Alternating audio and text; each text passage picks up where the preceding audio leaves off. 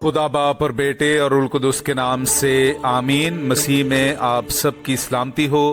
बहार colony coat Lakhpat Lahore से मैं एंड्रू इसाक आपके हुजूर रोज़मर्रा की तलावतें लेकर हाजिर होता हूँ। तो मेरे अजीज़ों, आइए हम भरपूर ईमान के साथ आज की तलावतें सुनते हैं। Hallelujah, hallelujah, hallelujah, hallelujah.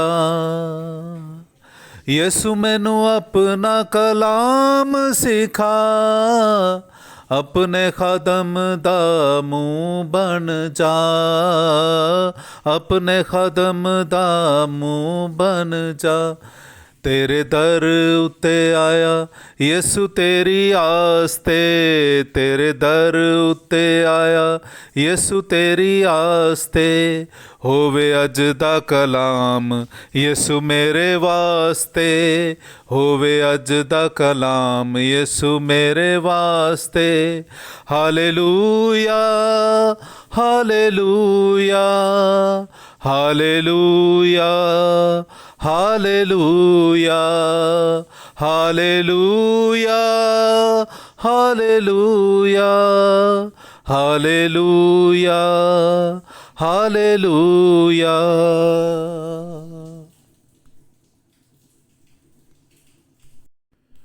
खुदा एक ऐसी मुमलिकत कायम करेगा जो अबद तक नेस्त ना होगी। हमारे लिए आज की पहली तलावत दानियाल नबी का सहीफ़ा, उसका दूसरा बाब 31वीं आयत से लेकर 45वीं आयत तक। ए बादशाह, तूने नज़र की तो क्या देखता है कि एक बड़ी मूरत तेरे सामने खड़ी हो गई। वो मूरत बहुत ऊंची और नहायत दरख्शां थी, पर उसकी सूरत हैबतनाक थी। उस मूरत का सर खालिस सोने का था, उसका सीना और उसके बाजू चांदी के, और उसका शिकम और उसकी रानें तांबे की थीं। उसकी टांगें लोहे की और उसके पाँव कुछ लोहे के और कुछ मिट्टी के थे। और जब तू देख रहा था तो एक पत्थर हाथ लगाए बगैर ही पहाड़ से कट गया और मूरत को उसके पाँव पर लगा जो लोहे और मिट्टी के थे, और उन्हें टुकड़े टुकड़े कर दिया। फिर लोहा और मिट्टी और तांबा और चांदी और सोना सब के सब टुकड़े टुकड़े कर दिए गए और मौसम गर्मा के खलियान के भूसे की मानिद हो गए। फिर हवा उन्हें उड़ा ले गई, यहाँ तक कि उनका पता ना मिला।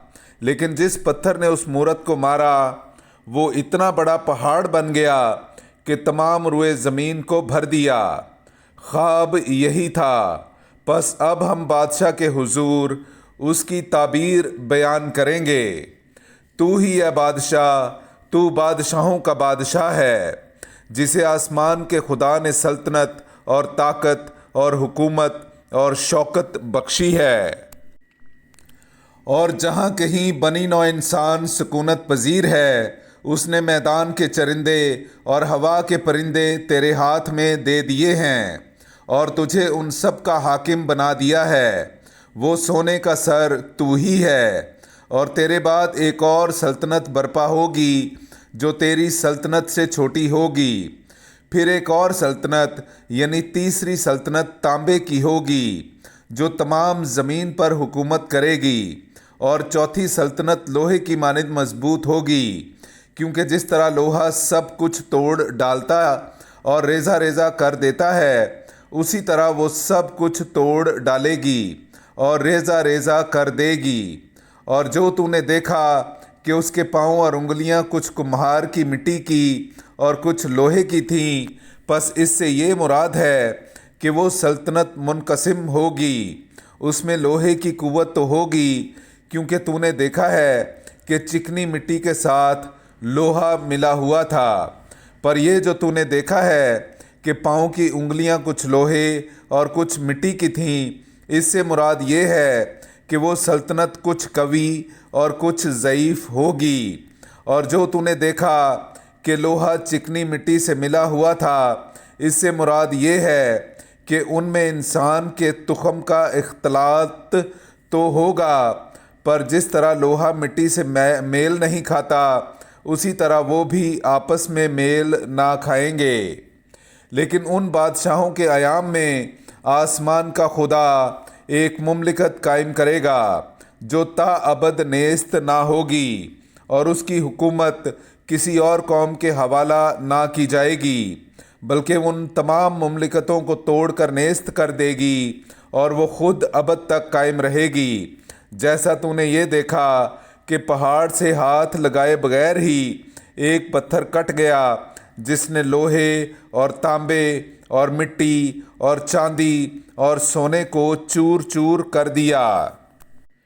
خدائے کبیر نے بادشاہ کو وہ کچھ دکھایا ہے جو آگے کو ہونے والا ہے۔ یہ خواب یقینی ہے اور اس کی تعبیر بھی قابل اعتبار ہے۔ پاک کلام کا پڑھا اور سنا جانا ہم سب کے لیے باعث برکت ہو۔ خدا کا شکر ہو۔